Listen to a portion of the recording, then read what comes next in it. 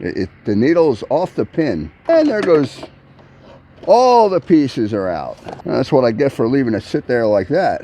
All right, so there you can see, that's how much compression this thing actually has. It's barely off the pin. Let's let the pressure out, see if it goes back down here.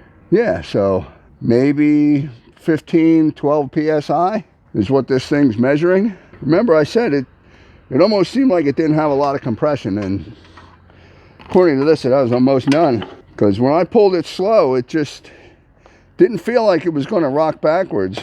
You know, I don't know the exact number that the compression should measure, but I do remember a long time ago I looked it up in a book for an engine real similar to that, and what the book said was when you pull the rope out, there should be enough compression that the engine rocks backwards on the compression stroke. So that's been my general rule. If it's going to rock the engine backwards, it's probably enough for it to start.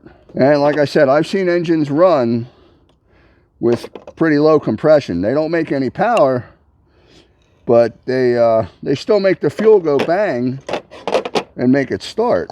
And this one's not really doing that.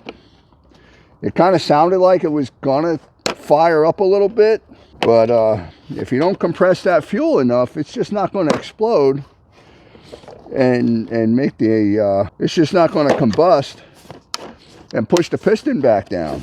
One more adapter here. So this is round one. Okay, so now I just want to verify that this compression tester does actually work, because I don't remember the last time I even used it.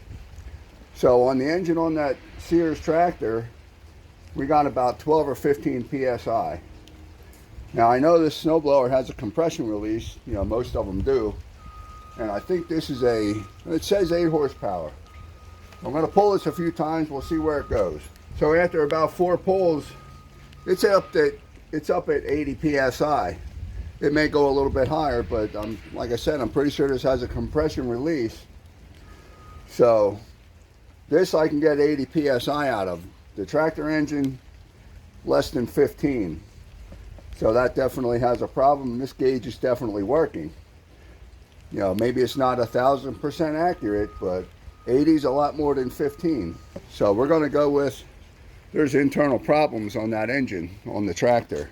And maybe they were troubleshooting that by replacing the carburetor, which, not the only problem.